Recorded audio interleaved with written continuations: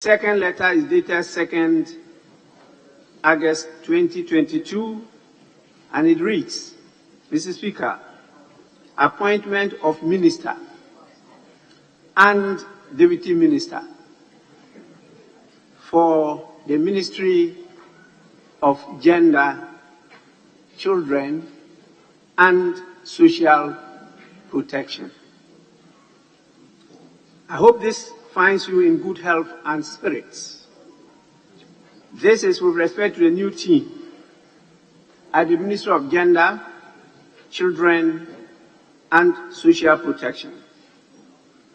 In accordance with Article 78(1) of the Constitution, I am submitting, through you, to Parliament for its prior approval, the name of the Deputy Minister for Gender, Children, and Social Protection, Honorable Lariba Zuwera Abudu, Member of Parliament for Walewale, for appointment as Minister for Gender, Children, and Social Protection. Given that the intended elevation of Honorable Lariba Zuwera Abudu to the office of Minister for Gender, Children, and Social Protection, I have, pursuant to Article 79(1) of the Constitution, nominated Honorable Francisca Otin Mensah, Member of Parliament for Kwabre East, for appointment with the prior approval of Parliament as Deputy Minister for Gender, Children, and Social Protection. I would be grateful if Parliament would expedite the process of prior approval of my nominees so that they can take up their positions in government forthwith and assist me to deliver on my mandate for my second term. Accept, Mr. Speaker, the assurances of my highest consideration. Yours sincerely and best wishes, Nana Adodankwa Akufo-Addo. Adaptation Summit to be held on Monday, 5th September 2022 at the GCA headquarters in Rotterdam. I will also, at the invitation of the Prime Minister of the Kingdom of the Netherlands, His Excellency Mark Rutte, undertake a working visit from 6th to 7th September 2022, and after this, I will travel to Paris, France, at the invitation of Her Highness Sheikha Moza bint Naza, founder, Education Above All Foundation, to participate in a high-level event to commemorate the third observance of the International Day to Project Education from Attack. I'll return to Ghana in the evening of Saturday, 10th September 2022. During my absence, the Vice President, Alai Dr. Mahmoudou Bawumia shall, in accordance with Article 68 of the Constitution, act in my stead. Yours sincerely and best wishes, Nana Adodankwa Akufo-Addo. The fourth, dated 14th September 2022, reads, Mr. Speaker, absence from Ghana. In accordance with Article 59 of the Constitution, I write to inform you that I will be traveling outside the country on Wednesday, 14th September 2022, on a personal visit to Dubai, United Arab Emirates, from 15th to 16th September 2022, on my way to London, United Kingdom, at the invitation of the British government to participate in the state funeral service of the late Queen Elizabeth II, to be held on 19th September 2022. After the funeral, I will travel to the United States of America on Tuesday, 20th September 2022, to lead the Ghana delegation to the 77th session of the United Nations General Assembly to be held in New York.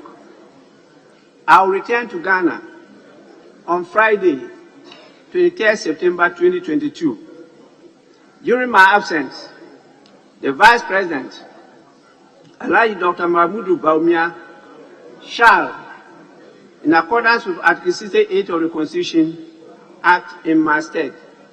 Yours sincerely and best wishes, Nana Adudankwa Akufo-Addo. The fifth, dated 28th September 2022, reads, Mr. Speaker, absence from Ghana. In accordance with Article 59 of the Constitution, I write to inform you that I will be traveling outside the country on Tuesday, 29th September 2022, on a working visit to Bamako, Mali, as part of an ECOWAS delegation on the current impasse between the Republic of Cote d'Ivoire and Mali.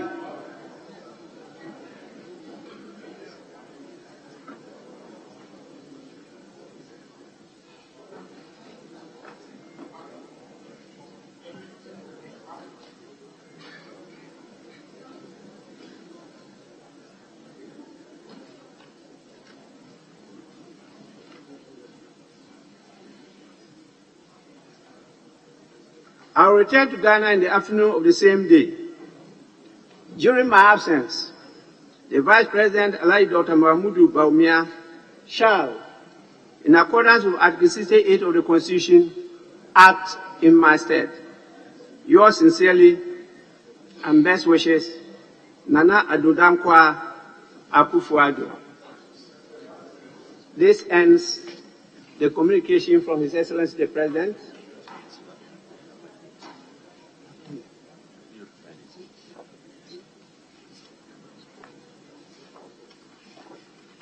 Honourable members, in accordance with our standing orders and the practice, I will want to respectfully refer the nominations of the Minister and Deputy Minister for Gender, Children and Social Protection to the Appointments Committee for consideration and report to the House. As will refer.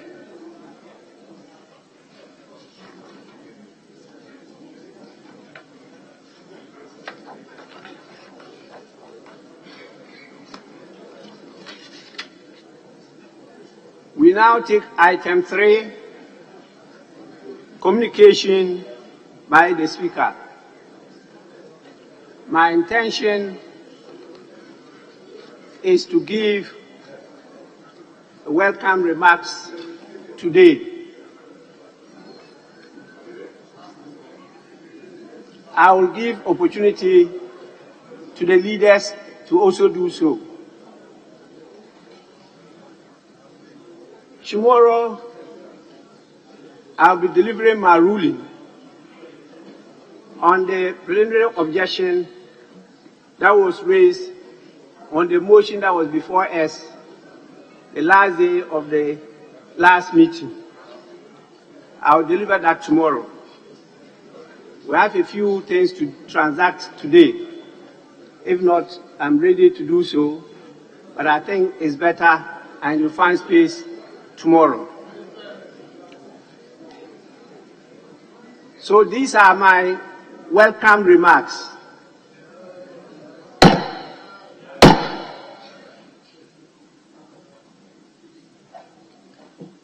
Honourable members, I'll be taking very serious sanctions against people who disrupt proceedings in the House. I mean very serious sanctions as permitted under our rules. I will not go beyond that. I mean what I say.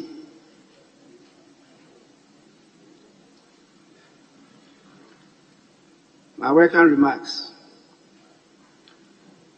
I welcome you all back from the long recess of Parliament. As you all know, recess is neither an annual leave nor a vacation. It is part of the calendar of Parliament meant for members to recede to their constituencies to enable them have more direct contact with the ordinary people to effectively perform better the advocacy and interactive part of representation. I believe you have had some quality time with the people and explained the state of the nation to them. I hope you also learned a lot from the interactions, and you are now back to plenary meeting more equipped to represent the interests of the common man and woman on the street. And we need these inputs and buy-in in the business of the House. Who said business, as we all know, is the business of the people. That is the only reason why we are here. Honorable members, the long recess is also a period set aside for the global community of parliaments to network and to rethink about global issues and particularly the current situation. It is a period to review and to share experiences of various jurisdictions, to explore new areas of parliamentary work and governance, and to innovate and create solutions to current and emerging problems and challenges of the world. Some of you have been pivotal in this area of parliamentary business and the new emerging function of parliamentary diplomacy and international relations during this recess. But before I dig deeper into that aspect, let me acknowledge with deep appreciation the hard work of a number of the committees during the recess. I particularly single out the Public Accounts Committee for the focus and the way it has gone about its work. This is service to the House and to the good people of Ghana and must be acknowledged and applauded. The chairman and members of this committee utilized a larger part of the research work on the many and voluminous Auditor General's reports on various aspects of public finance and performance audits, including the decentralized agencies of government sectors. I know various committees of the House carried out similar duties, and I take this unique opportunity to thank all the members of these committees for a good job done. This underscores my proposal for the House to consider designating a period for members of committees and caucuses to focus on visits to various government projects and programs and to submit comprehensive reports as an integral part of the oversight functions of Parliament. Honorable members, beyond the aforesaid, I believe we all are back fully energized for this meeting. Let me say a few words about the Commonwealth Parliamentary Associations Conference.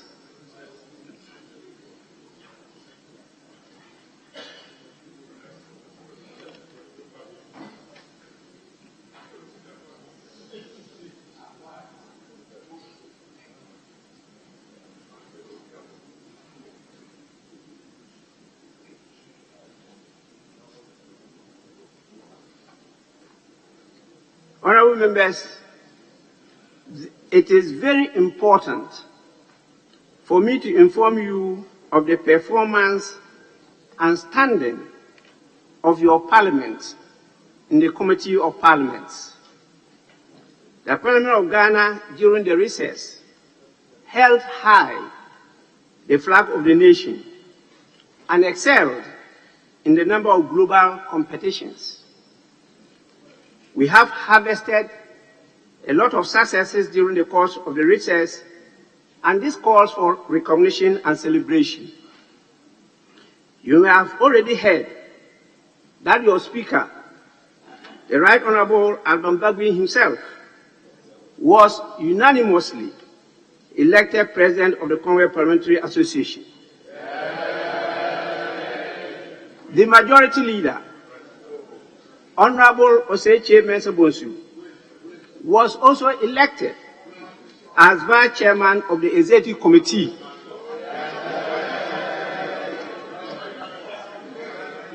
of the same Commonwealth Parliamentary Association. These are rare achievements in the lifetime of any parliament. And these achievements constitute valuable global recognition and honor on the Parliament of Ghana. The Minority Leader during these conferences caused a lot of waves and got a number of standing ovations in his contributions. This shows the mettle of the Parliament of Ghana. The annual conference of the association, held in Halifax, Canada, conferred these honorable positions on me and the Majority Leader and Minister for Parliamentary Affairs. I think this is historic and worthy of note in the records of the nation. Honorable members, for your information, the Commonwealth Parliamentary Association is made up of more than 180 regional and national parliaments all over the Commonwealth and beyond. Some members of the Francophonie have submitted applications to join the association. I want to take this opportunity to, on behalf of the Parliament of Ghana and its members and staff, sincerely thank the members of the Commonwealth and the executives and members of the association for the honor and responsibility conferred on us. We appreciate and value the trust and confidence reposed in us, and want to assure all that we will stand and measure up to the billing, if not beyond. We are also truly grateful to all. My position as President of the CPA presents Ghana with a unique opportunity to host the next CPA annual conference in 2023. This is expected to bring huge benefits to the people and country. Apart from giving us the opportunity to showcase Ghana as the center of the world, it also creates an opportunity for us to market the unique democratic governance of this country. The leadership of the House has begun preparations to officially inform His Excellency the President of the nation of the decision to hold a conference. We've also taken preparatory steps to make it a memorable one. It will require all hands on deck, as each and every one of us is expected to play a role right from planning to playing and to delivery of excellent service at the conference. We will be relying seriously on the partnership of the private sector and civil society. The choice of Ghana as host is a significant recognition of the country's role and progress in parliamentary democratic governance and international affairs. Unfortunately, not long after that, we were hit by the passing of the then patron of the association and the head of the Commonwealth. I am referring to no less a person than the late Elizabeth II, the longest reigning monarch of the United Kingdom and the Commonwealth. She was on the throne and reigned for 72 years. May we, in unity and solemnity, rise to give a minute silence in honor of a long, peaceful, eventful, progressive, and legacy reign in the world. May we do so now.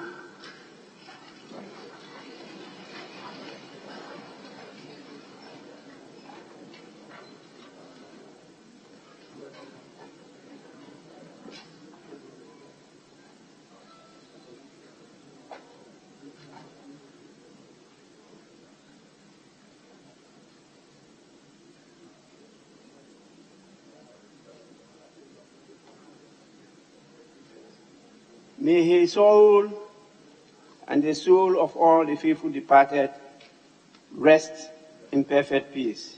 Amen.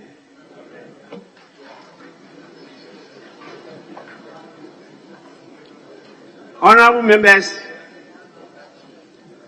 we no longer have Hail the Queen.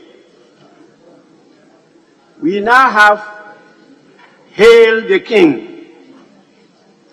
And I hope his successor, His Royal Majesty King Charles III, will continue where the late Queen left off, with the efforts to foster unity and global peace. Again, on your behalf and on behalf of the Commonwealth Parliamentary Association, I, with all humility, confidence, and pride, welcome His Royal Majesty to the throne.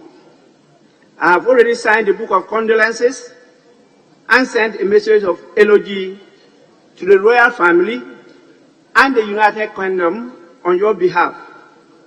It is our fervent prayer that the good Lord will counsel and guide His Royal Majesty, grant him good health, long life, and a kind, humane, and loving heart to lead the Commonwealth to the promised land. Honorable members, it is important I inform members of the elevation of two other members of the House to very important global positions. Honorable Dr. Emmanuel Mafo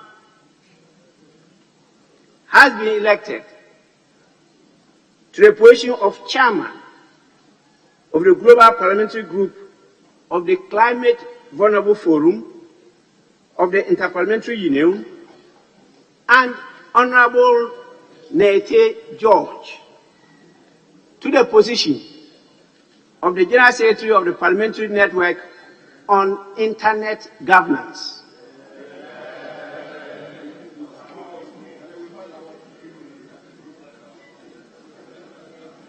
The two members will definitely be very busy. They will be called upon from time to time to lead these organizations worldwide. Let me, on behalf of all of you and the people of Ghana, especially their constituents, congratulate both of them for standing tall and excelling in these networks of global giants.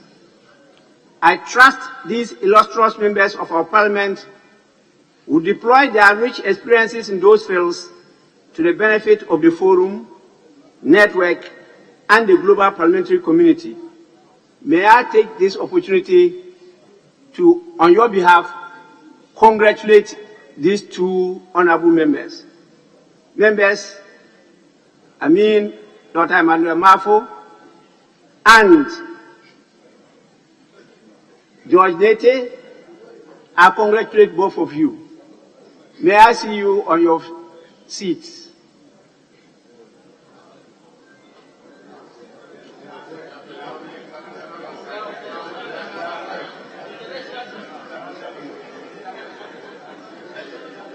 I will cross-check from my records whether they have any permission from me to absent themselves from Parliament.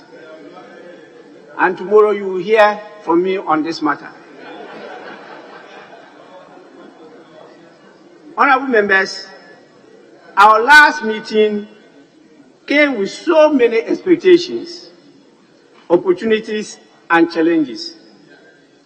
It began with a focus on Parliament's oversight responsibilities. We played the role expected of us by standing our ground and demanding that the Minister of Finance present before the House the total and detailed expenditures of the COVID-19 fund. Also, who would have thought that this House will say no to a loan agreement and an agreement on energy brought for approval? The House withheld the approvals.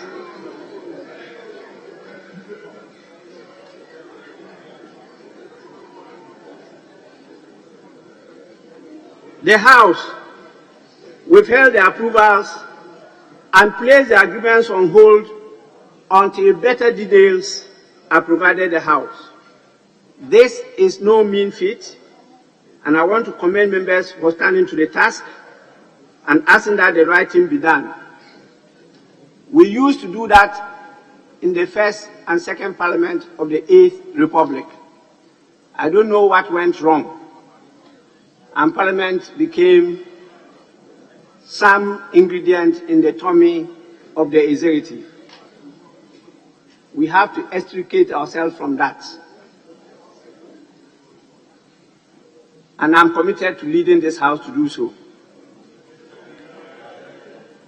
Honorable members, when I see you in your private meetings, I will call your names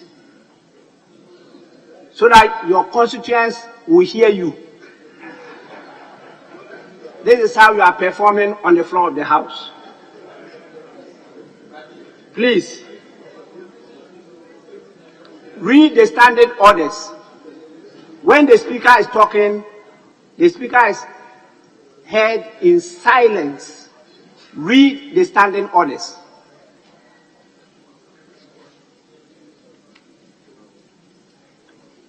As part of the oversight responsibility and post-legislative scrutiny function of Parliament, you all recall I paid a surprise visit to the National Food Buffer Stock Company and the school feeding program to gain first-hand information on the state of affairs so that the legislature could be directed on how to respond to the challenges. We heard these challenges from the caterers and others. And I want to refer you to a very important statement that was made by one Jacob Javits, a former Attorney General of New York. And this is what he said. I quote, "When scrutiny is lacking, tyranny, corruption, and man's baser qualities have a better chance of entering into the public business of any government," unquote.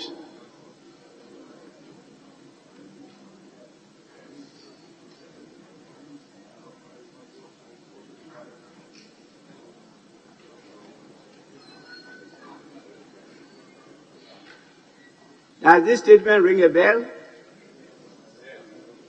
I read it again. When scrutiny is lacking, tyranny, corruption, and man's baser qualities have a better chance of entering into the public business of any government, unquote.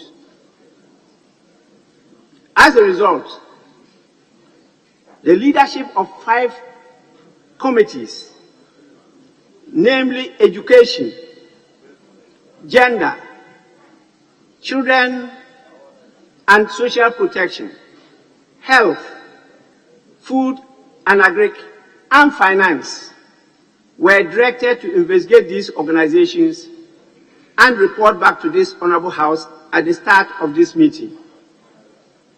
I hope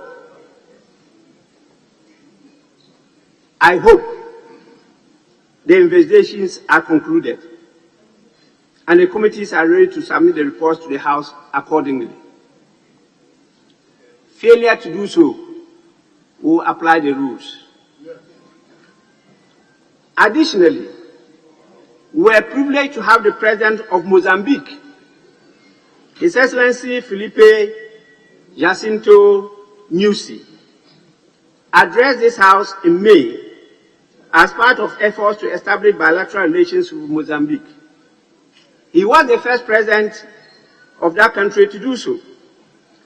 And these bilaterals foster cordial relations with other nations and help build networks with legislatures elsewhere.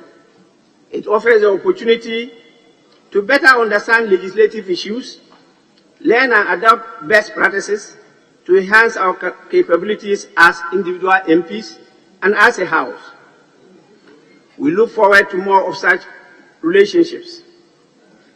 And let me, on your behalf, extend our gratitude to His Excellency the President for his no objection to the request of His Excellency Felipe Nyusi to attend upon the House and to deliver the address.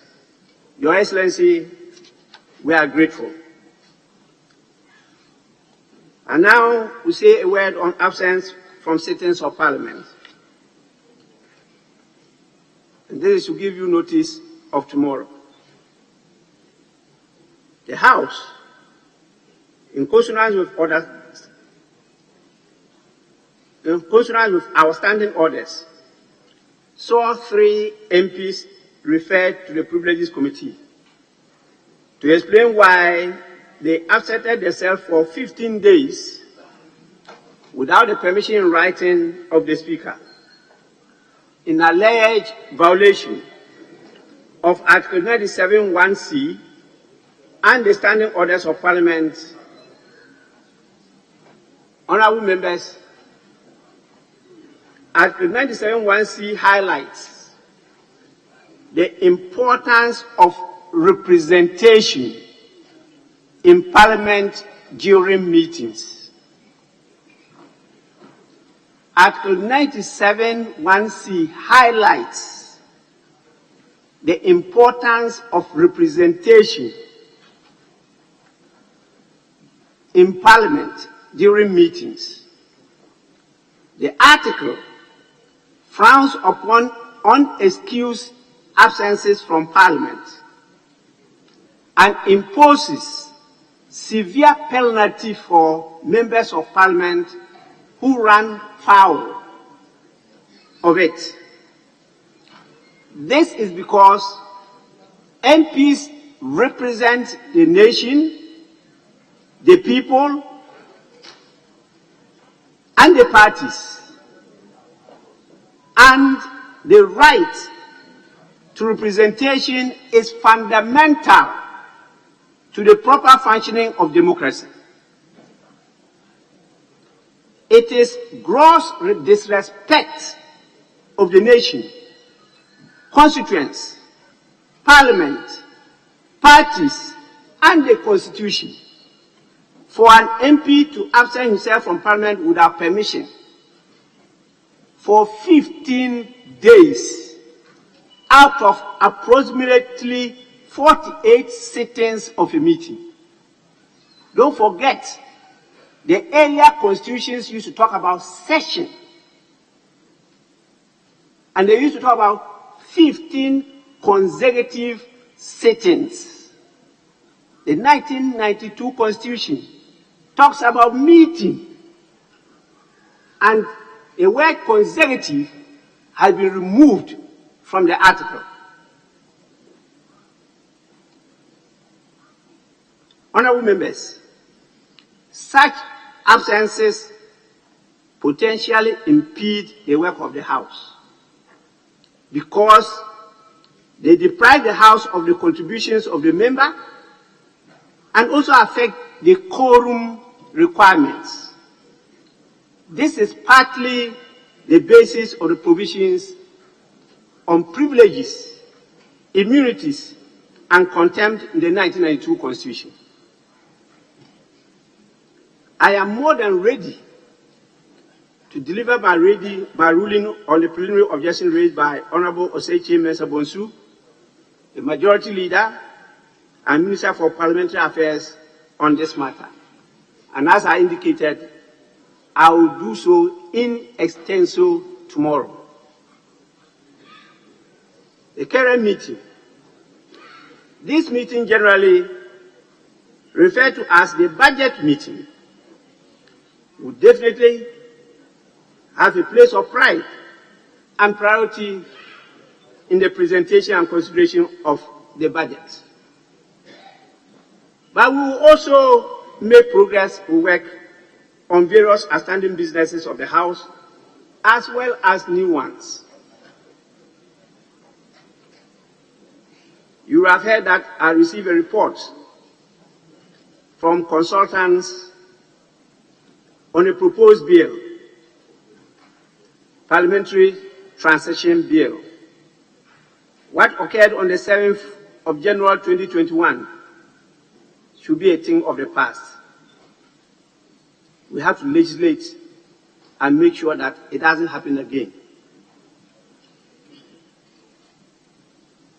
We also have other bills to consider, and these include the conduct of public officers, contract agreement, national sugar industry development, petroleum revenue amendment, and as I mentioned, the budget, and tax exemption bills. I'm sure we will now not be talking about tax exemption, since the chairman of the Finance Committee is gazing at me. These are all still under considerations. I expect us to bring a full closure to them during this meeting. The Affirmative Action Bill.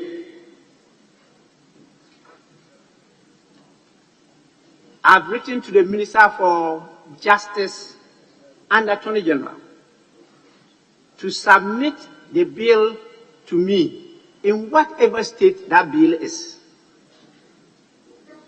It is the duty of Parliament to pass laws, not that of the executive. And whatever consultation they are doing, Parliament will do that consultation. This lack of affirmative action, legislation on affirmative action, is taking us back to prehistoric days.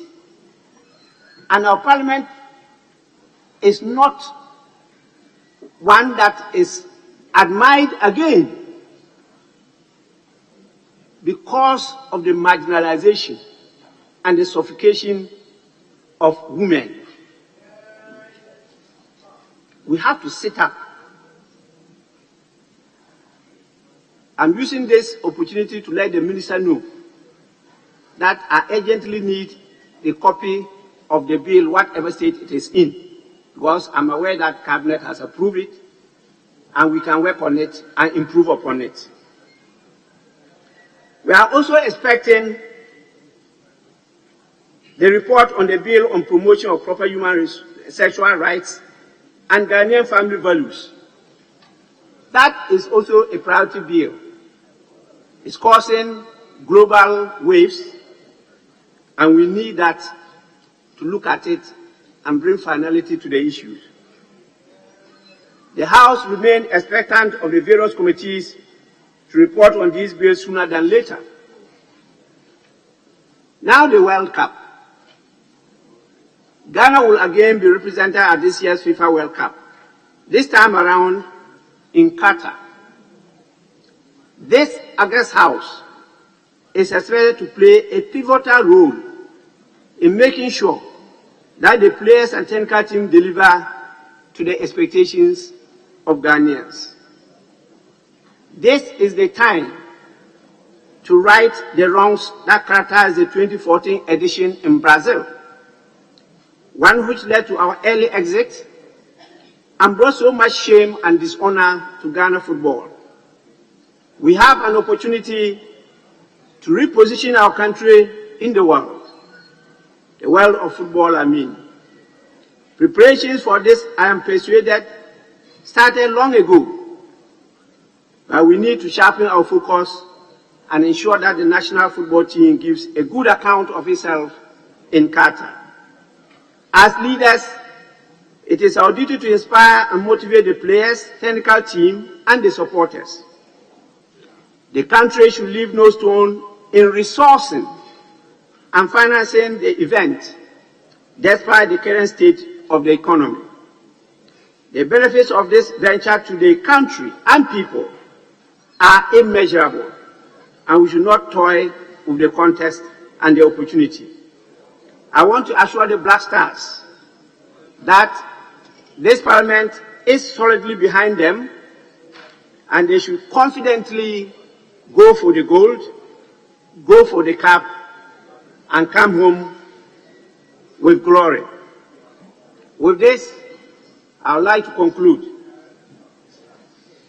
As we begin this meeting, let us all be guided by the hopes and aspirations of the people on whose mandate we find ourselves here, particularly the current situation in the country. Let us bear in mind that the survival of future generations depends on the choices and decisions we make in the House, for they are the only reasons why we are here, to protect their interests at every material time. On this note, you are once more welcome,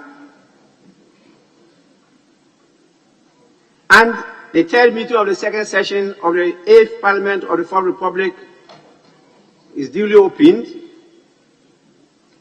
and I pray that the Almighty God guide all of us in our going in, our coming in, and our going out, and particularly with your relationship with your constituents. May the good Lord continue to bless us all. Thank you for your patience and attention. I will now give the opportunity to your leaders to also welcome you back from the long recess. Starting with the Minority Leader, Honorable Haruna Idrisu. Mr. Speaker,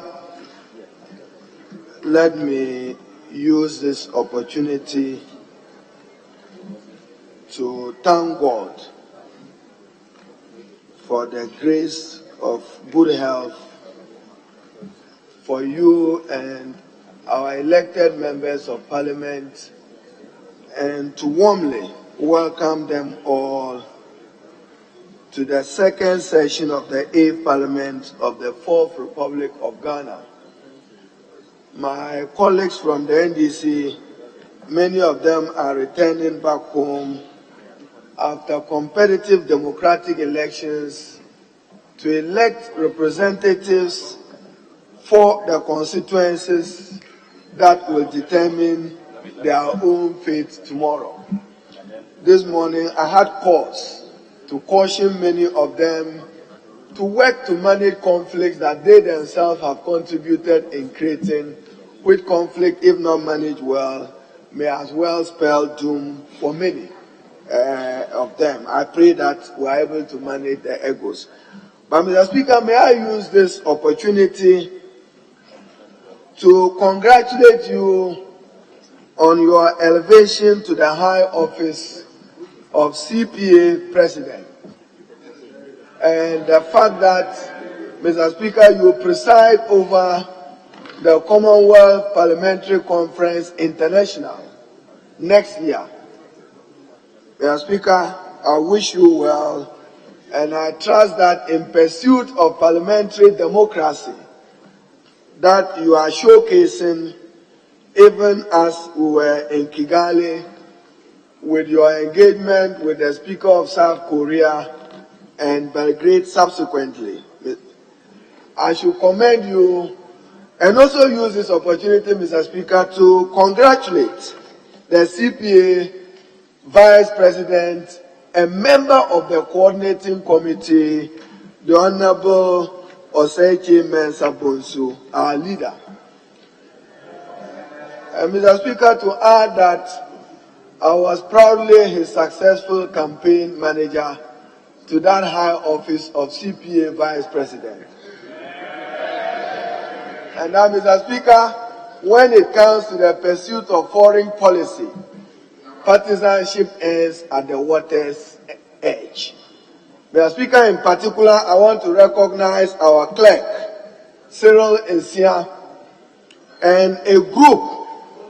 For the record, I need to recognize Justin Muturu, the former Speaker of Kenya, Honorable Chenoli Lichesa, Deputy Speaker South Africa, and in particular Dr. Abbas Bundu, the Speaker of the Sierra Leone Parliament, who tabled your nominations that was seconded by Dr. Christopher Kalila of Zambia.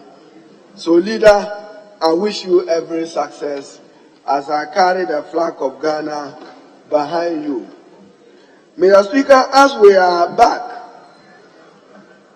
the state of our country requires this parliament to sit up and act in the national interest to save industry from the imminent threat of collapse, to save the economy itself from further hemorrhaging.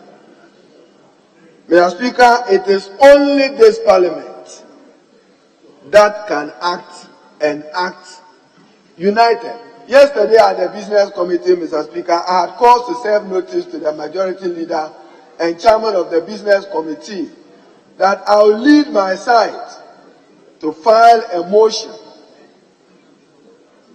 for the removal of the Minister for Finance. To put it properly, I indicated strongly to him that as a matter of urgency, the Honorable Minister for Finance and the Governor of Bank of Ghana will have to appear before this House, Mr. Speaker, urgently to explain to us the steps they are taking to save this economy, to save businesses, particularly with the unacceptable and continuous epileptic fall of the cedi, which has increased the cost of doing business. And Mr. Speaker, our traders and businesses are suffocating. And therefore, I am convinced that the Minister for Finance will have to be removed by this parliament or censured. Because the President has said publicly that he, the President, is helpless and that he is happy with him, even with a deteriorating economy. Mr. Speaker, under Article 82 of the 1992 Constitution, I don't have the numbers enough to have succeeded in a vote of censorship where I require 2/3. Understandably, this morning my heart is warmed. I hear that a number of our colleagues opposite will support us and support to save this country and the economy from any further deterioration in the hands of Honorable Ken Ofori-Atta. Mr. Speaker, I invite them to go beyond the rhetoric of a press conference, to join us wholeheartedly and support us that we are filing the motion of censorship pursuant to Article 82 of the 1992 Constitution. Mr. Speaker, I believe as you retire. We have filed already. It's been filed. That is why you were served notice. Mr. Speaker, the motion is before you. As you walk back to your office, I'm sure you will do that which is needful. But Mr. Speaker, as I have said, we didn't have the numbers. But we are convinced that he is not competent enough to proceed further to hold this economy and this country to ransom. Now that President Akufo-Addo is helpless, let this parliament help him. Let this parliament help him. He has said so publicly. He still describes him as a shining minister for finance. How can this minister, the cedi, I'm told, is now the worst performing currency, not in Africa but in the world. Not in Africa but in the world. Mr. Speaker, my colleague, the majority leader, and I, with the chairman of the Agri Committee, and a number of our colleagues were in Brussels as part of our activities whilst on recess. Mr. Speaker, whilst we were there, an important matter affecting the cocoa sector was brought to our attention. Again, the Committee on Agriculture and the Committee on Environment will have to act and act expeditiously in ensuring that Ghana complies with the EU requirement on matters relating to the regulation of the cocoa sector and meeting the minimum benchmark that is required of matters related to environmental issues. A proposed regulation to provide for a complaint mechanism, third parties will be entitled to submit substantiated concerns of non-compliance to it. And Mr. Speaker, we need to add, Ghana will have to strengthen our bilateral ties with La Côte d'Ivoire even to determine how cocoa prices are determined globally. And I think that the foreign minister, the minister for trade, supported by our committee chairman on agriculture and others, must also take up this matter seriously, because cocoa remains the backbone of our economy, not just for purpose of its export earnings and employment creation, but we depend on it as a country. Mr. Speaker, I should commend the Ambassador Senna, who provided our committee with some detail that we were so pleased with. The Minister for Defense, I'm sure myself and the majority leader will engage you on Ghana's representation at NATO, which also came out very strongly in our diplomatic engagement in Brussels. And the fact that we do not have a military attaché, even given our status in that will fall before you, but I trust that the leader of government business would have engaged you on this subject. Mr. Speaker, why I say that the Minister for Finance and Governor of the Bank of Ghana must come before us. Mr. Speaker, sooner than later, in pursuit of the Public Financial Management Act, the Minister for Finance will have to appear before us with his budget statement for 2023. My wish would have been that he secured an IMF bailout before budget. That does not seem possible, and that itself comes with major economic ramifications for our country. What precedes the other has meaning for businesses and for donors and for international community. I'm told that the IMF wants to further conduct debt sustainability analysis because they are not satisfied with the last examination of our books that they did. Probably a debt restructuring may become necessary. But I'm saying that ideally, Ghana should have secured an IMF bailout before budget. Because what budget will you be presenting without a position on the IMF will be problematic. So, Mr. Speaker, I want to welcome our colleagues back and wish everyone well. But, Mr. Speaker, my tweet this morning, Samekasa Kruma Yeshikra Mankashi, Sesia Abroso. Mr. Speaker, Samesi Kromno Aeshia Mankashi Abroso. Now, honorable member for Swami, so him say I won't channel a dorsal. And to wit, the poverty and the suffering and the hardship is increasing. So, Mr. Speaker, we are serving you notice that we will take every step that this parliament has the lawful mandate and authority to censure any minister who is not living up to expectation. And we will lead the way with the Honorable Minister for Finance. Yeah. What I expect from my colleagues opposite is to support us to exit him. He cannot manage his own mess or supervise his own mess. He might have done well 17, 18, 19, He is not doing well again and is not fit for purpose. So, leader, I invite you, those your quiet rebels and coup makers, leave them to work with me for us to exit your finance minister. I thank you very much, Mr. Speaker, and I want to welcome colleagues back to this house. So, Mr. Clerk, I want to commend you for the leadership you provided in getting our small committee, Justin Muturu and Lechesa and the other MPs, to get leader to the coordinating committee, and Mr. Speaker taking his pride of place as chair of CPA International, president of the CPA. I thank you, Mr. Speaker.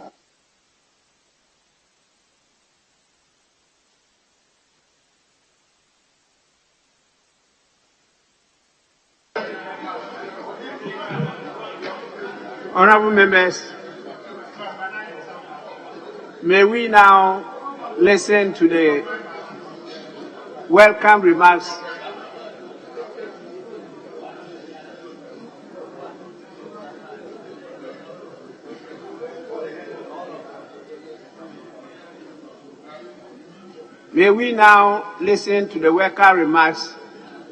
of the Majority Leader and Minister for Parliamentary Affairs. Honorable, it's your turn now. Speaker, thank you for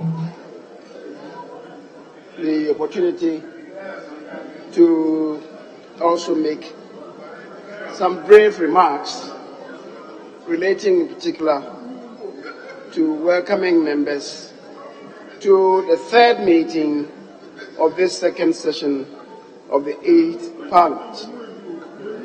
Speaker, to begin with, I must express appreciation to the Almighty God for granting us traveling mercies from our various constituencies back to Accra to Parliament to commence the business of this meeting.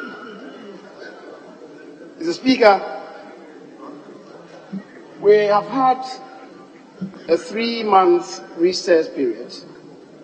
Members travel to our constituencies to engage constituents, to brief them about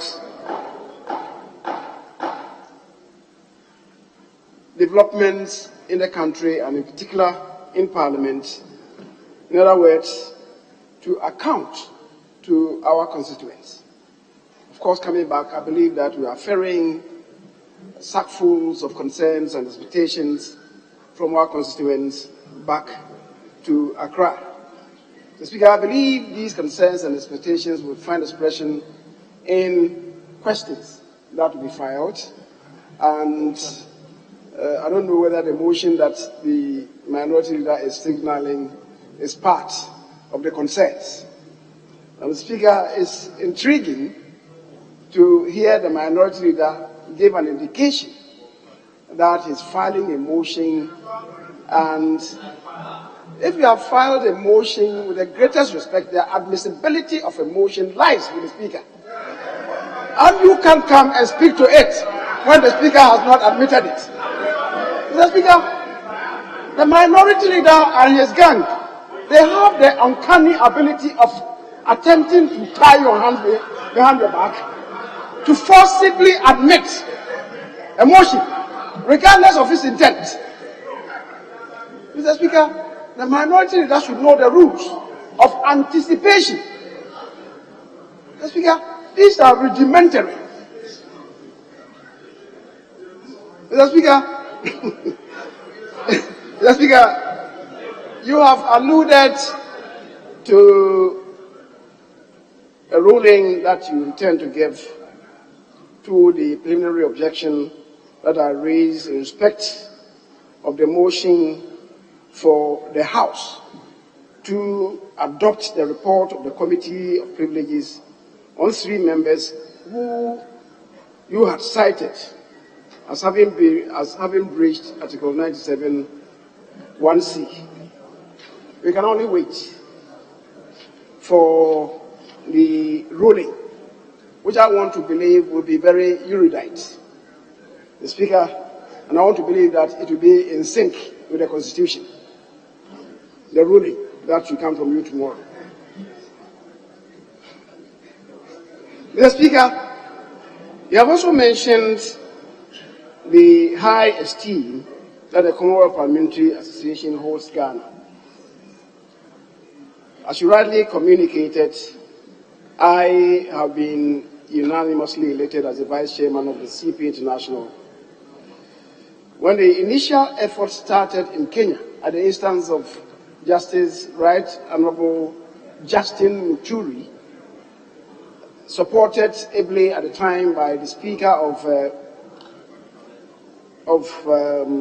Zambia, and also reinforced by Speaker Lechesa. Speaker, that was to occupy the position of the acting chairman of CPA. Speaker, the minority leader is right, and I should express gratitude to him because of the 4 campaign officers. He was the arrowhead of the campaign group, and he did so in flamboyance. Speaker, I should express profound gratitude to the minority leader for touching base with the constituent regions in Africa. And the good thing was that I was not even present at the meeting when my name first came up at the instance of Right Honorable Justin Muturi. And the rest of Africa immediately and unanimously approved of the nomination and all came behind to support the nomination of a certain chairman of the issue to lead the cause of Africa. The Speaker, in Halifax, Nova Scotia, this time around, it was the entire Africa group, led this time by the Right Honorable Dr. Abbas Bundu, the Speaker of Sierra Leone, the Sierra Leone Parliament, who nominated me on behalf of Africa. Again, supported this time by the Speaker of Malawi, the current chairperson of CPA Africa region, and supported in the flanks by, again, the Honorable Minority Leader, the Speaker from South Africa, Right Honorable Ntombe, and all others in the Africa region. Speaker, they were all very supportive, and I must express my profound gratitude to them.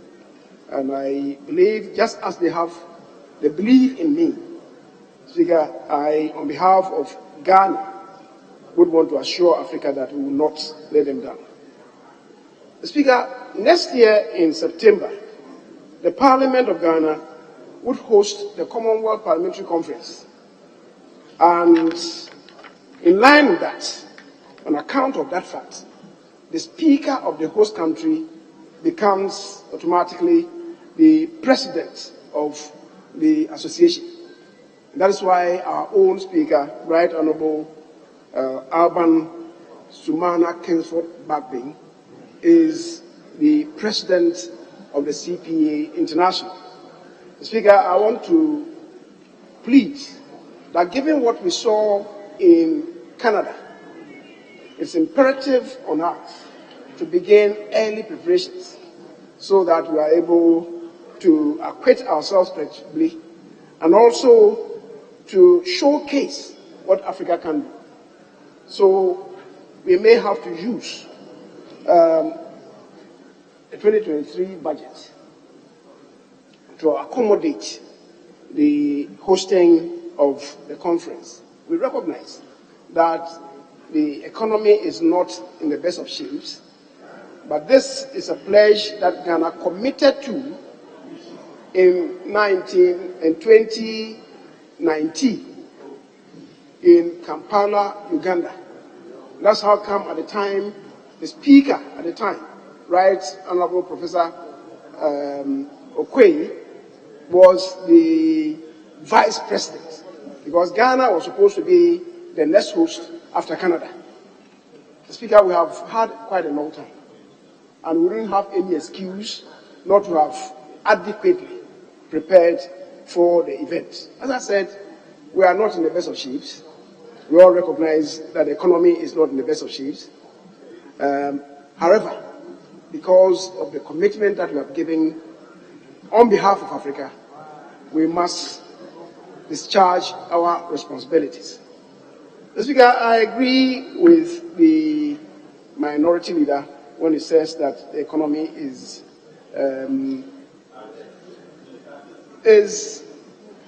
afflicted with some ailment. Mr. Speaker, everyone in this country must accept that we are not in the best of shapes.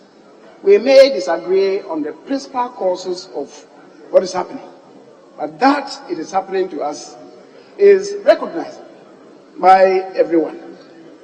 The Speaker, the minority leader is giving an indication that they want to file a motion of censure on the finance minister. Colleagues of mine have also about done the same thing as has been communicated to me at the instance of their constituents. Speaker, my own personal thinking is whether or not this thing could be done midstream into the negotiations with the IMF. And again, midstream in the crafting of a budget.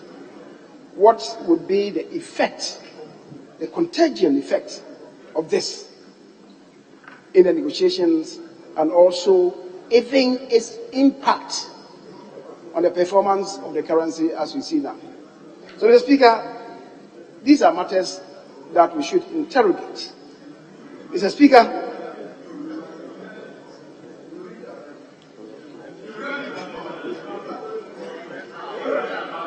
I don't want anybody to lead me into temptation and to lead me on the path of unrighteousness. I resist the temptation. Mr. Speaker,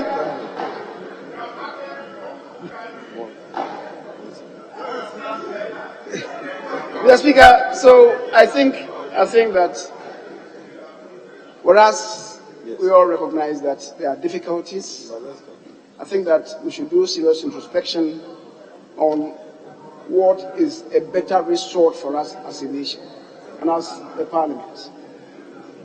The Speaker, I'll rest on that. The Speaker, but it is the recognition of the difficulties that we have, which occasions the meeting that we had at Koforidua, which involved the chairpersons and ranking members of some select committees. The Speaker, it was to provide members of Parliament an insight to the negotiations that were going on. Because we expect the Finance Minister to encapsulate the conclusions of these discussions into the budget that we presented. And we will be required to approve of the budget. And we should know what is providing the foundations for the budget that will be coming. Mr. Speaker, in that respect, let me express gratitude to the committee members, the committee chairs, the ranking members, and leadership who availed themselves at Koforidua to hear from the Minister of Finance and also the technical group on these two matters, the state of the economy as of yet, and the negotiations with the IMF. At the end of it, Parliament and indeed parliamentarians were able to communicate our concerns, what we thought should be necessary factors that should be ingrained in the discourse, in negotiations with the IMF. We were frank with the minister, and the minister was also frank with us. And I believe pulling together, Mr. Speaker, we'll be able to get ourselves out of the quagmire that we find ourselves as a nation. I think I need not emphasize that we need to work together as one nation, in one people, one nation with a common destiny. Mr. Speaker, this is a Ghana affair. It's not an MPP matter. It's not an NDC matter. And that is why I'm calling on all of us to come together to be part of this reconstruct. Having said so, Mr. Speaker, I would want to encourage all of us. Mr. Speaker, we do know that this meeting, as you have said, principally is the budget meeting. But there are some key bills that we may have to attend to. In particular, relating to those of them that are before us, the National Vaccine Institute Bill, the Grace Development Authority Bill, the Intestate Succession Bill, Ghana UNESCO Bill, and as you have added, Mr. Speaker, the Affirmative Action Bill. I'm not too sure that given the space that we have, the 3-week period before the budget comes in, whether we'll be able to deal with all these. But let's commit ourselves to the bills and see how far we can travel.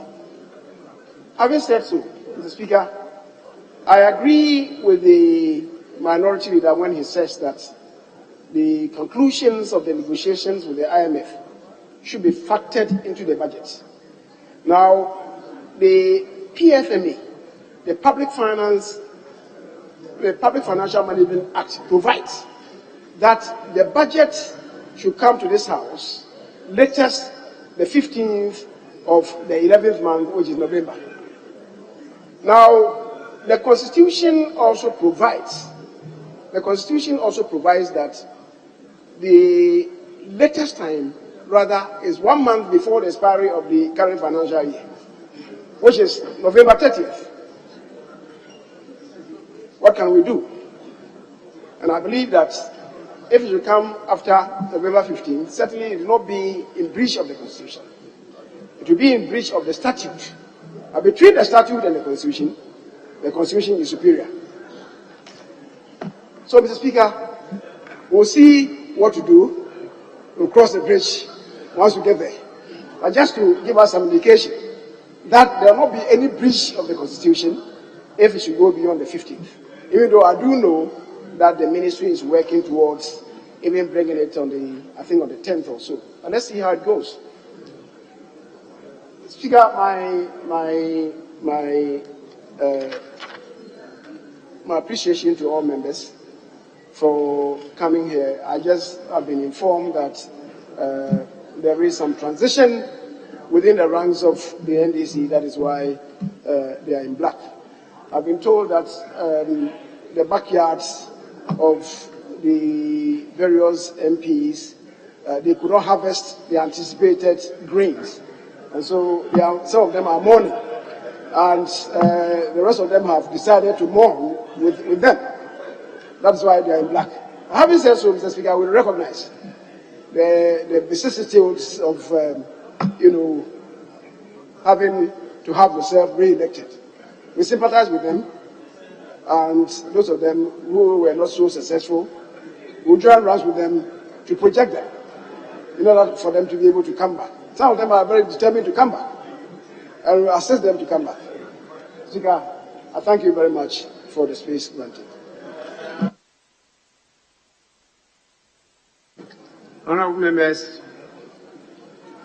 with this, you are all most welcome, and we'll proceed to item 4 on the order paper, correction of votes and proceedings, and official report.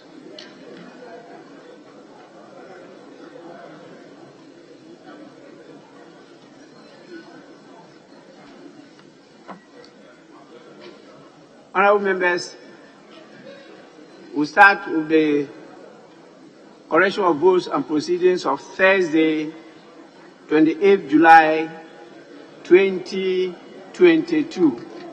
Page 1. Page 2. Page 3. Page 4. Page 5. Page 6. Page 7. Page 8. Page 9. Page 10. Page 11. Page 12. Page 13. Page 14. Page 15. Page 16. Page 17. Page 18. Page 19. Page 20. Page 21. Page 22.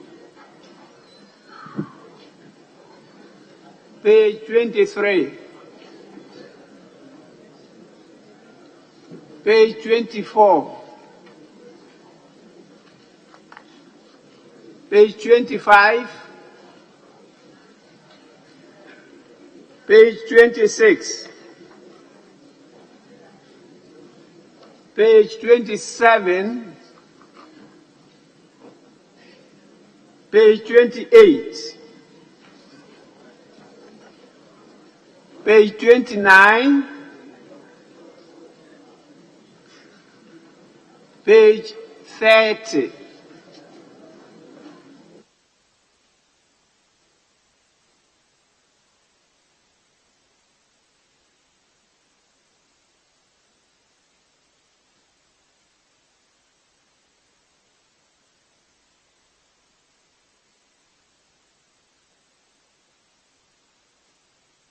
Honorable members, may I, with your kind permission, call the numbers of the pages in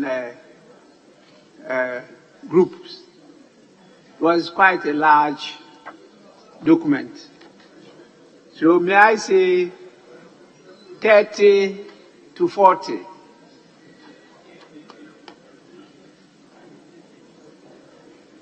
Pages 40 to 50.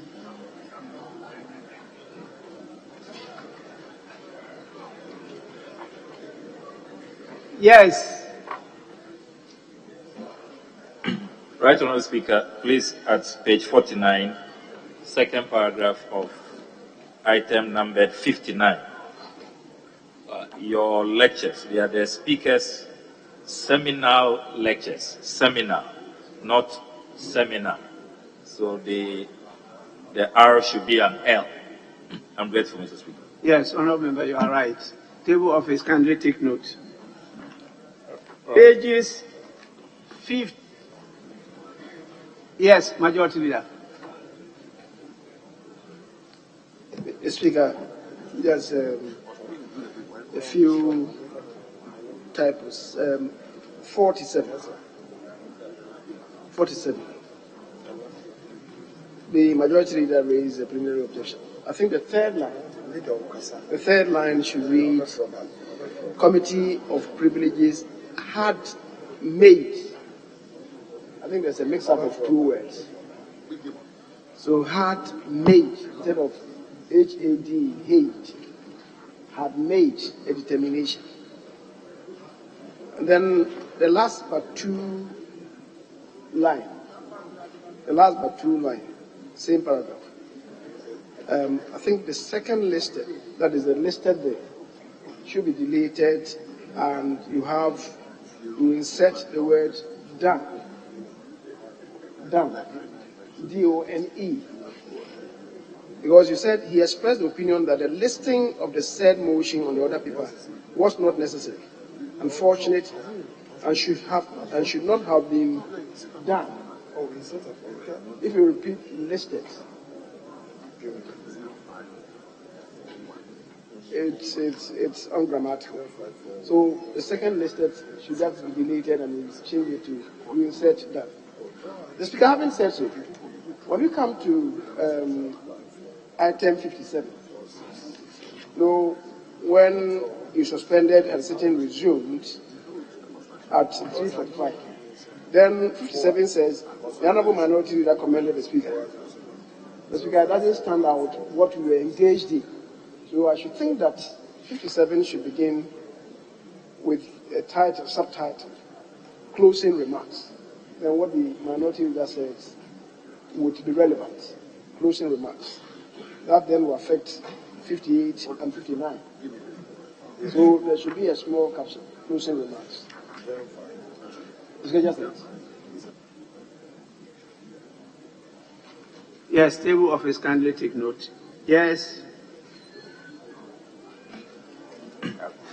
Right Honourable Speaker, the third paragraph under item number 59 at page 49, the Honourable Samnate George's nomination, it should read General Secretary of the African Parliamentary Network on Internet Governance. African is omitted.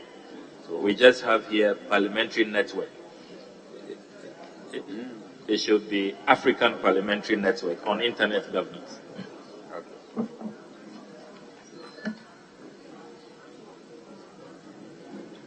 Table office, kindly check on that and take note.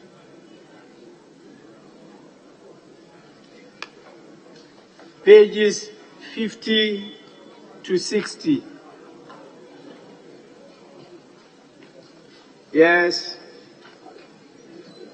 Speaker, thank you for the opportunity. Speaker, humbly on page 51, I was present when my name has been omitted. And so also at page 56, again, my name has been omitted. If the table office could kindly take note. Thank you.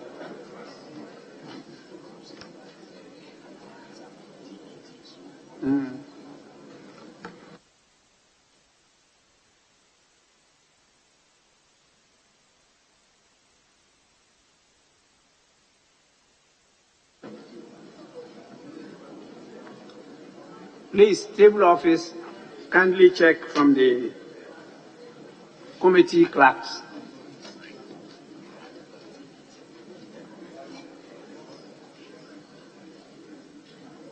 Honourable member,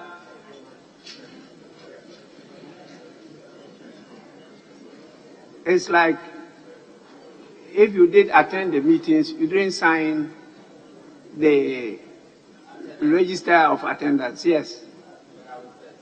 Well. Yes, I participated, Mr. Speaker. And so that is the reason why your name is not captured. Thank you. So please follow up to do the right thing. Honourable members, pages 60 to 70.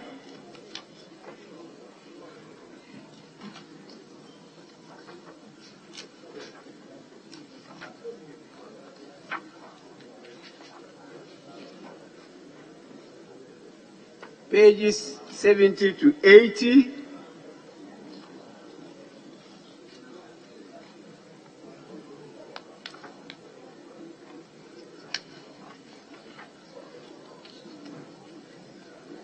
Honourable members, pages 80 to 90.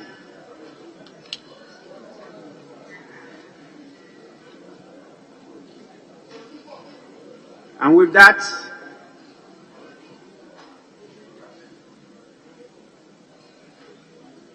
in the absence of any further corrections, the votes and proceedings of the 37th sitting held on Thursday, 28th July 2022, as corrected, are adopted as a true record of proceedings.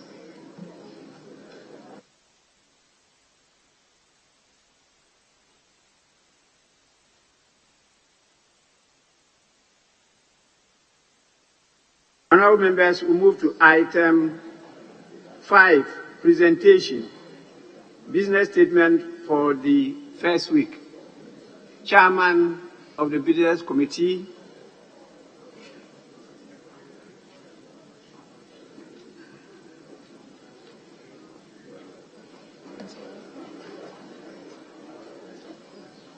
Honourable Speaker,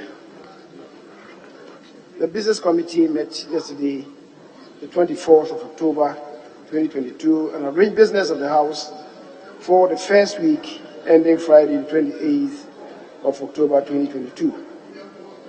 The committee accordingly submits its report as follows. Speaker, you may read any available communication to the House. Given that the Business Committee met yesterday to program business for this week, Speaker, it was impractical to schedule ministers to respond to questions at such short notice. Ministers of State would, however, be scheduled to respond to questions as relating to their respective ministries next into the following week. Mr. Speaker, pursuant to Order 70, Sub 2, Ministers of State may be permitted to make statements of government policy. Statements duly admitted by the Right Honourable Speaker may be made in the House by honourable members in accordance with Order 72. Speaker, I think it's also important to remind that motions that may be filed may have to meet your admissibility before the Business Committee can program it.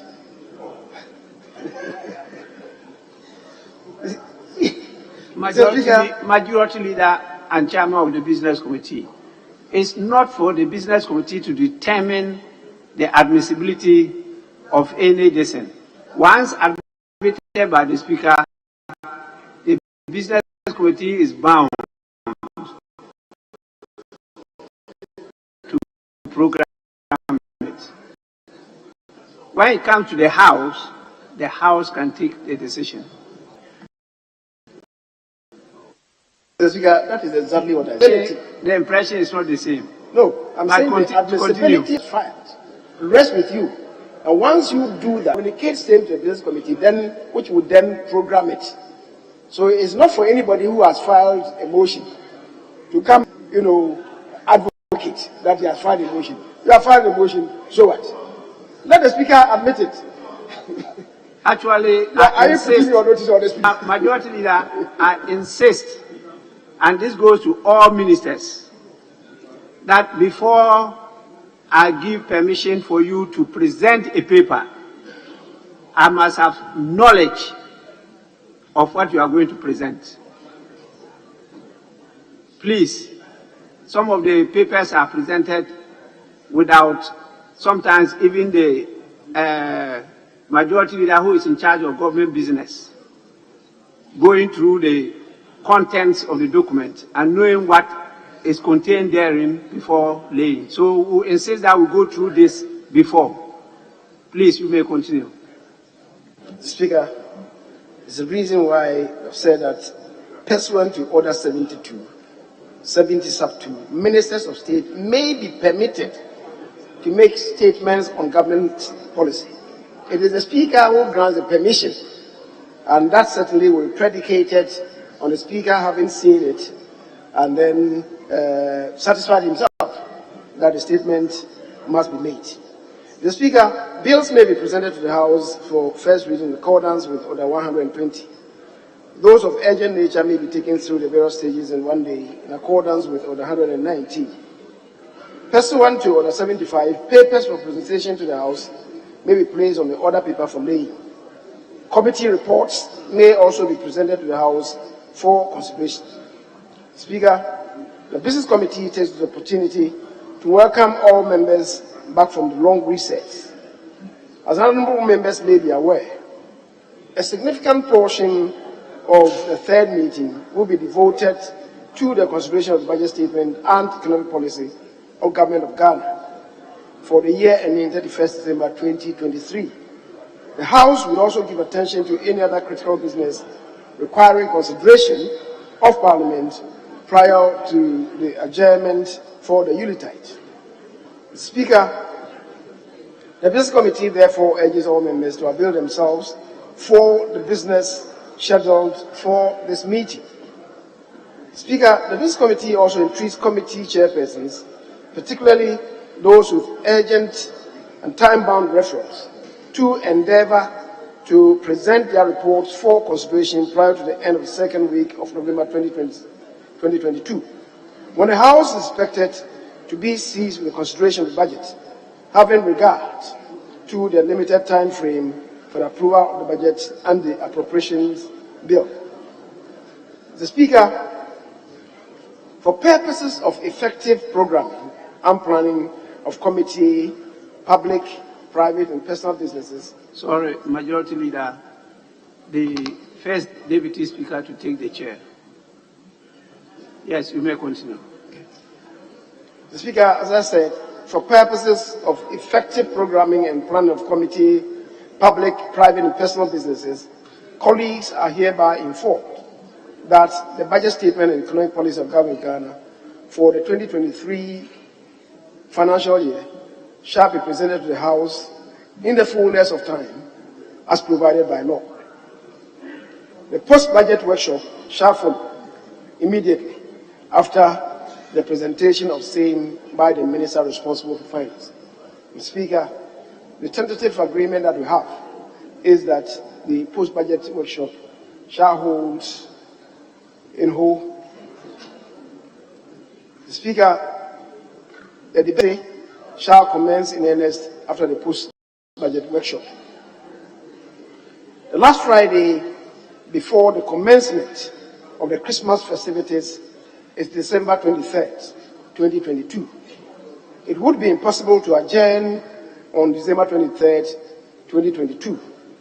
And as any such action would prevent honourable members from travelling to their various constituencies ahead of the Christmas.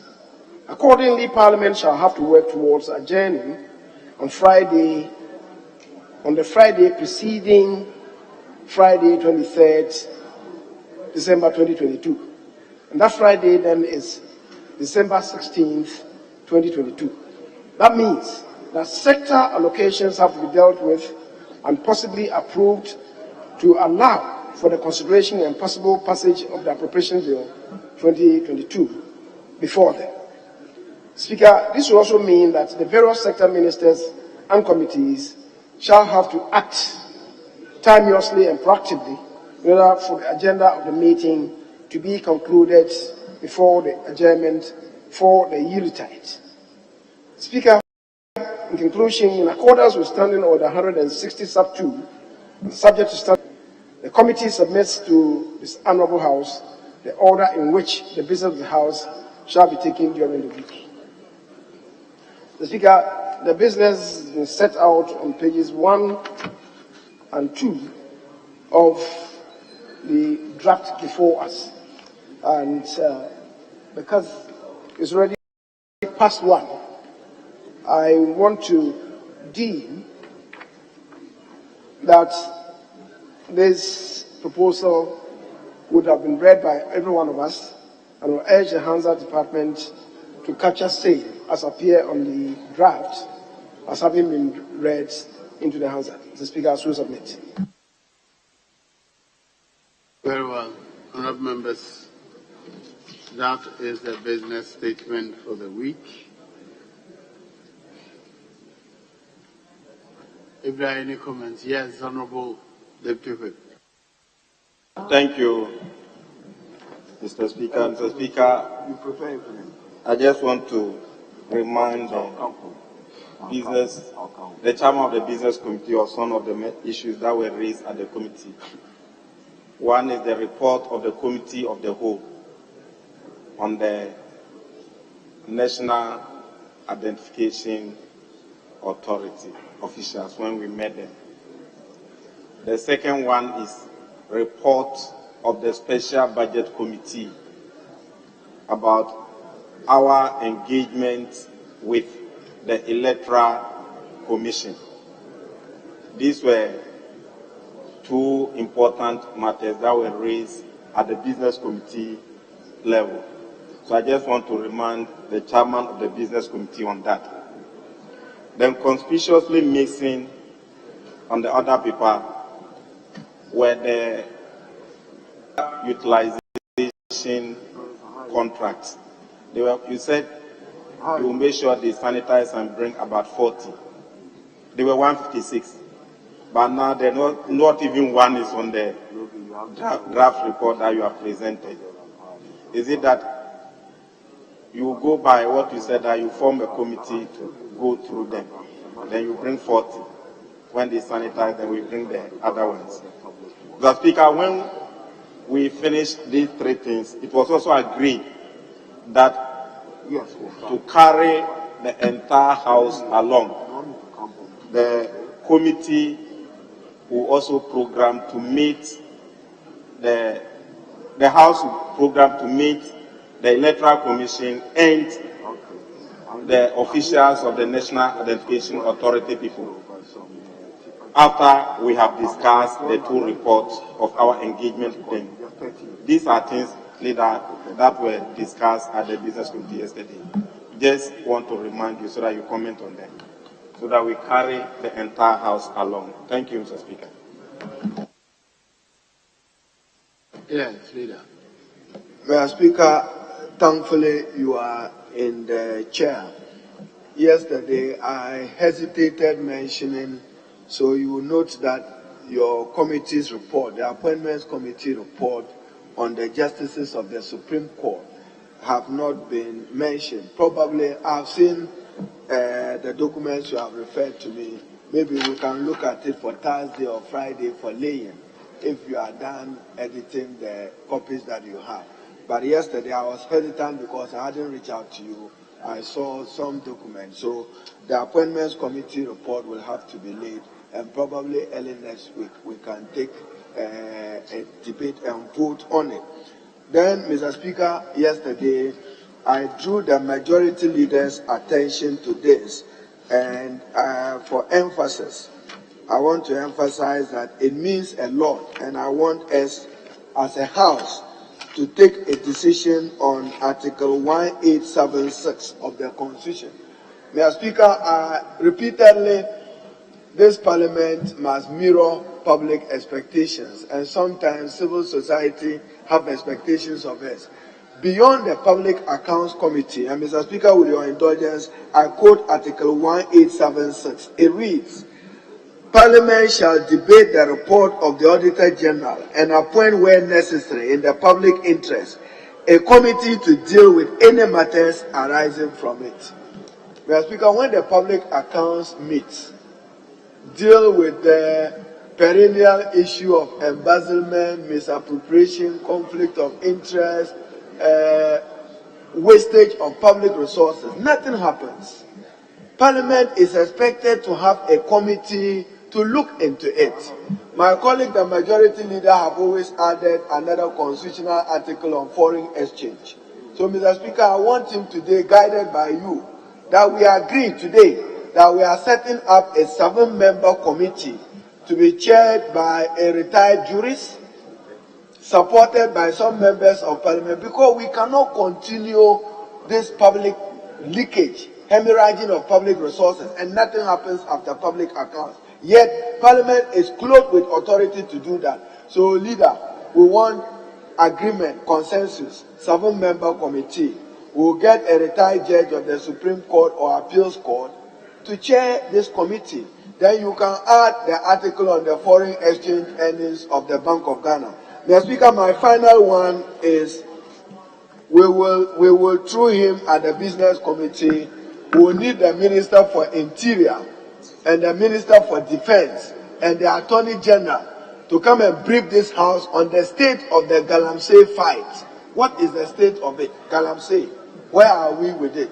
The pollution of our water bodies and environment. We need the 3 ministers to come and explain to this House where we are. and the trial of Aisha Wong, the status of it, because this country must be governed by the rule of law. Thank you, Mr. Speaker.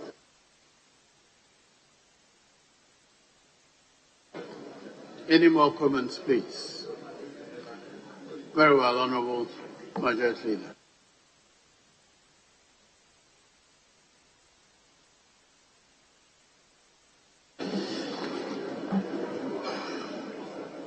Mr. Speaker, the Deputy Whip for the minority is drawing attention to some conversation that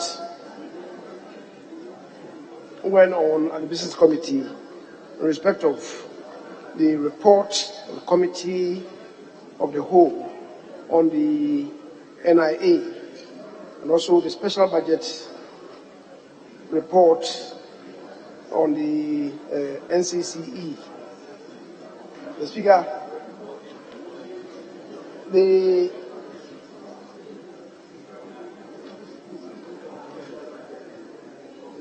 Mr. Speaker, if you listen to me, and indeed the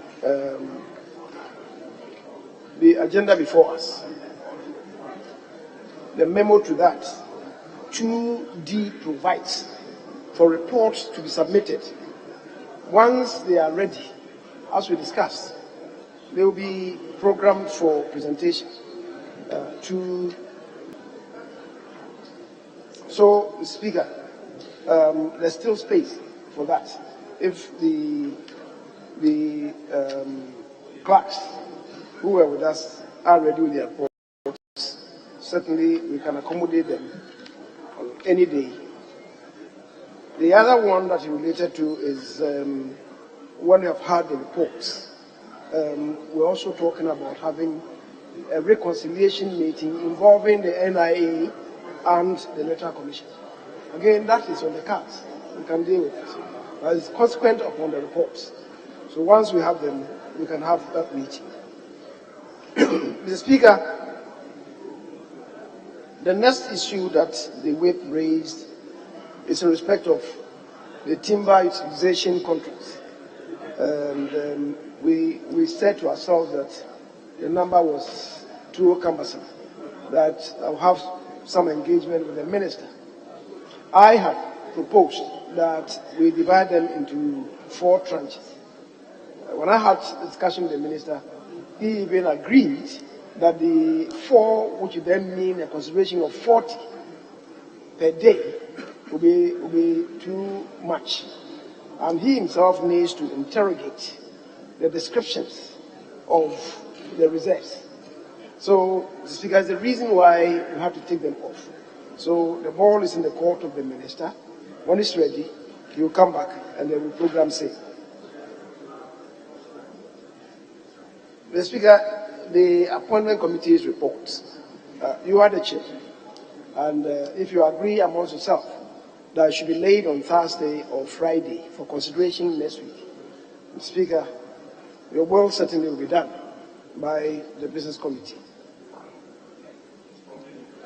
Mr. Speaker, the minority leader is drawing attention to the imperatives of Article 1876. If you recall, before we adjourned senior DA for the second meeting related to that, the Speaker, so he bringing it back. I think I'm added them with him. I told him that the committee does not relate only to Article 1876, but as well to Article 1844, which also provides, Speaker, for elucidation, perhaps I may have to read that. 1844 is on foreign exchange dealings, and it provides that Parliament shall debate the report of the Auditor General and appoint, where necessary in the public interest, a committee to deal with any matters arising from the report. Mr. Speaker, you will see that that provision replicates Article 176. the same construction.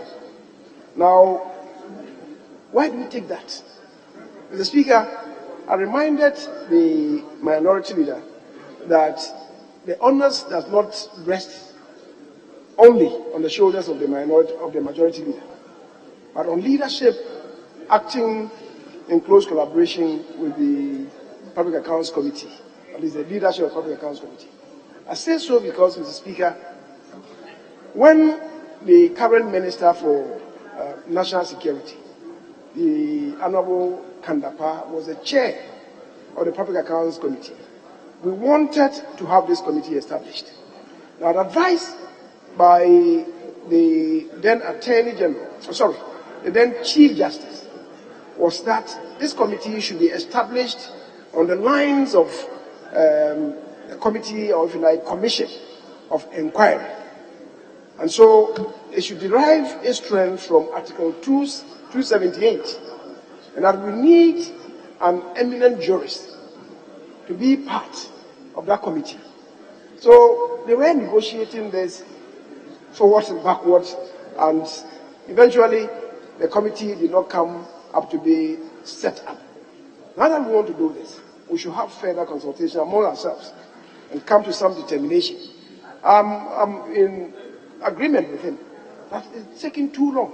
Since 1993, we've not come around establishing this committee. And reports, we debate the reports, we don't know where to take them. This is an obligation imposed on Parliament. So we should have some dialogue with the Attorney General, the current Chief Justice as well, the Chair and maybe ranking member on the Public Accounts Committee. The two of us, the minority leader and myself, should have such a meeting, and then we'll see the best way forward for us as a Parliament. So the burden is not entirely solely on my shoulders, as he wants to push it. He wants to exonerate himself from responsibility. As part of it, he's part of the leadership of this House. Mr. Speaker, thank you.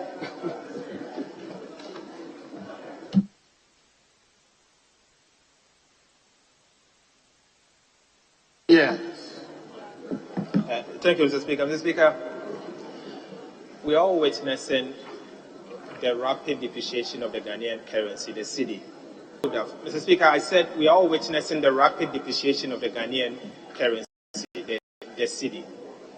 I would have wished that we slate the governor responsible for managing our foreign exchange receipt and payment to appear either in a committee of the whole or any form to brief us as to what is exactly happening to the Ghanaian currency. Mr. Speaker, honestly speaking, the Constitution requires the governor of Bank of Ghana, to report to Parliament twice in a year, on the position of Ghana's foreign exchange receipt and payment. The governor had consistently avoided Parliament through the Finance Committee. Mr. Speaker, I believe that in times like this, it is only right for the governor to be invited and to ask him measures that they are putting in place if they require support at all. Mr. Speaker, in these times of national crisis, we should all get involved. We cannot just rely only on the governor to do, obviously, his mandate. But maybe the brilliant idea may come from the majority leader, Swami Messi himself. Maybe brilliant idea may come from a backbencher. So, Mr. Speaker, I think that we should, as a matter of urgency, invite the governor to appear before us and to take us through what they are doing to save our pride city. Thank you, Mr. Speaker. Yes, Honourable Minister, Leader.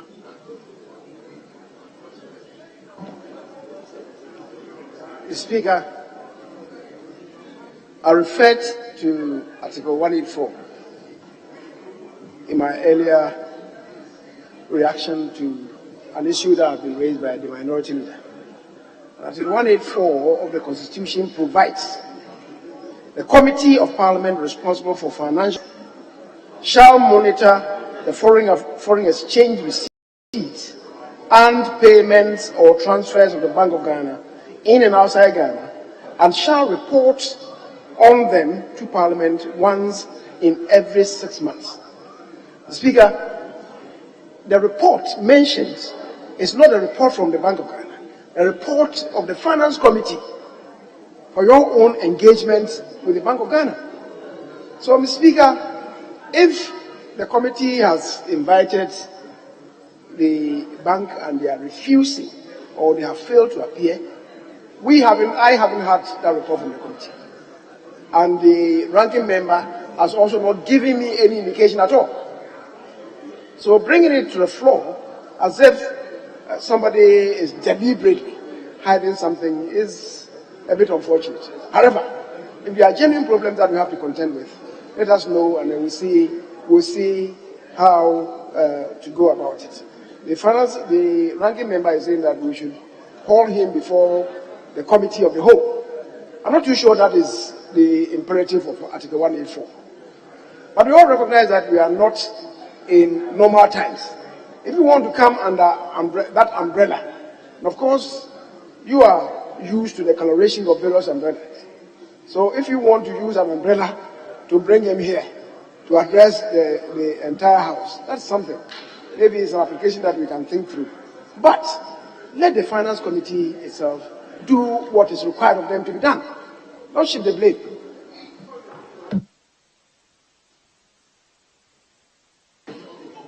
Very well, honourable members. The business statement as presented is hereby adopted by the House.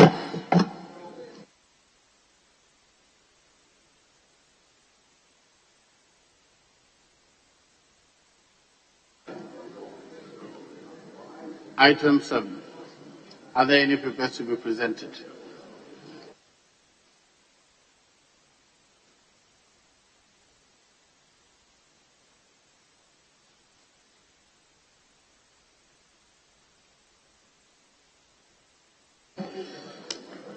Mr. Speaker, I believe that we can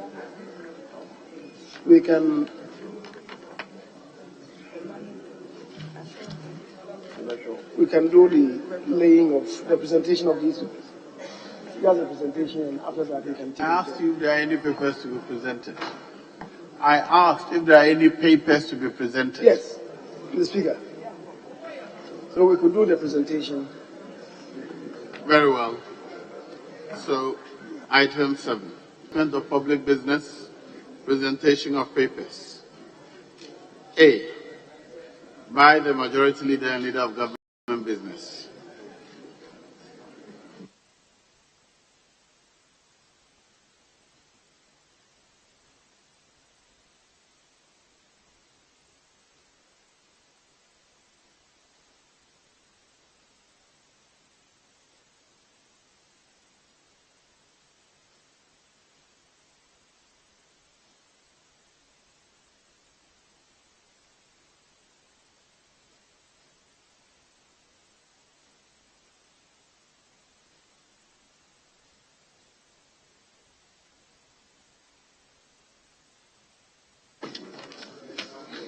Special audit report of the Auditor General on the recoveries made from disallowed expenditure in the Auditor General's report from 2017 to 2020 and payroll savings as at 30th September 2022.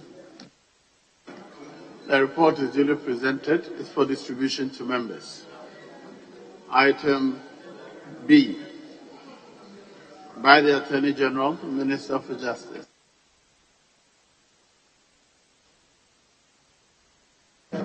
Mr. Speaker, with the indulgence of my colleagues, if I could just lay these documents on behalf of the ministers. All of them, and then we exit. Thank you very much. Yes, Honourable Minority Leader. No objection? Very well. Yes, Honourable Minister. Plant Variety Protection Regulations 2022. Industrial Designs Regulations 2022. There is regulations are duly presented. They are referred to the Subsidiary Legislation Committee for consideration and report.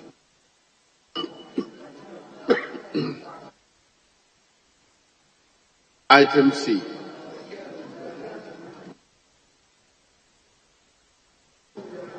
Mr. Speaker, given the temperament of the minority leader, I want to engage in further discussion with him. But let's go to D, 7D.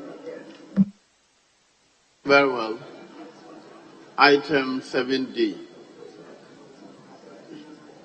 Building Regulations 2022.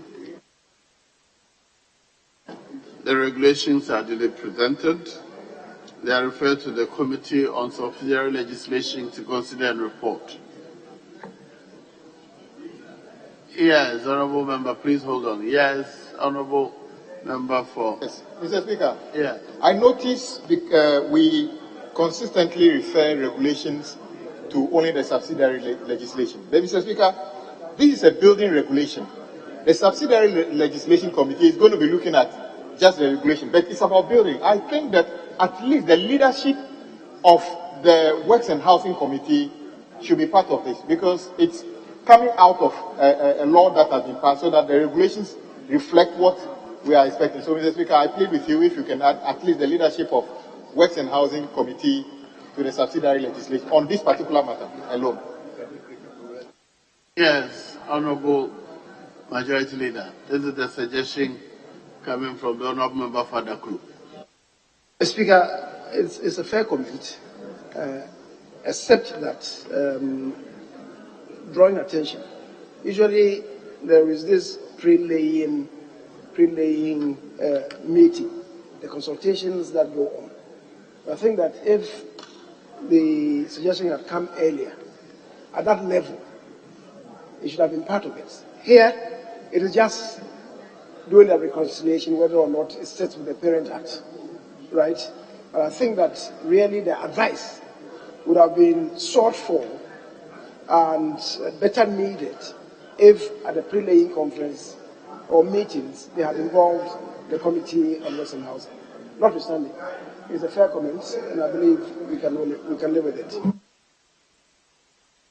Well, if I understand the rules strictly, but the Supreme Court decision, once it is laid, we can't do anything to it.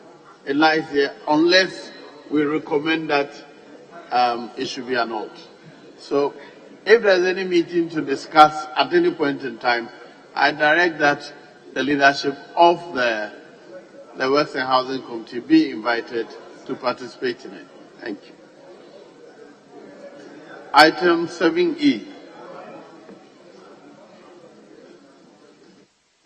African Union Convention on Cross-Border Cooperation, the Niamey Convention. The paper is duly presented, is referred to the Committee on Foreign Affairs to consider and report. Item 7F. Annual reports of the University of Professional Studies for the year 2021. The report is duly presented for distribution to members. Item 7G. Report of the Ad hoc Committee to recommend for appointment an auditor to audit the accounts of the Office of the Auditor General.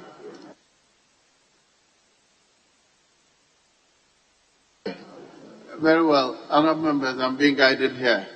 In respect of item F, I should rather refer it to the Committee on Education to consider, because it should go to the committee before it's reported to the House.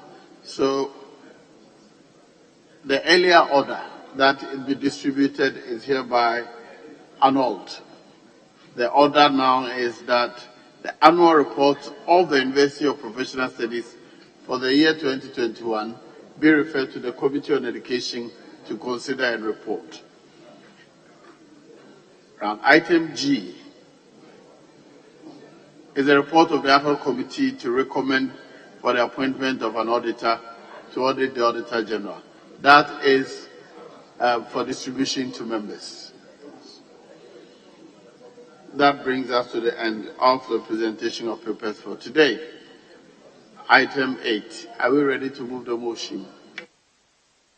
Mr. Speaker, I heard my deputy leader, who is the leader of the delegation, indicate that the motion should be moved. But initially, the issue was that not too many members had copies of the report. I understand the report has been circulated to members. It was done before we adjourned. But today, being the first day, to plead that we step this one down, we stand it down, and then perhaps deal with it tomorrow. And that being the case, Mr. Speaker, I want to move that we do adjourn until tomorrow at 10 o'clock in the forenoon. I so move. Mr. Speaker, I beg to second the motion for adjournment. Thank you. Honourable members, the motion for adjournment has been moved and seconded. All in favour of the House adjourning proceedings for today, say aye. All against, say no. The ayes have it. The House is accordingly adjourned to Wednesday, October 26, 2022 at 10 o'clock.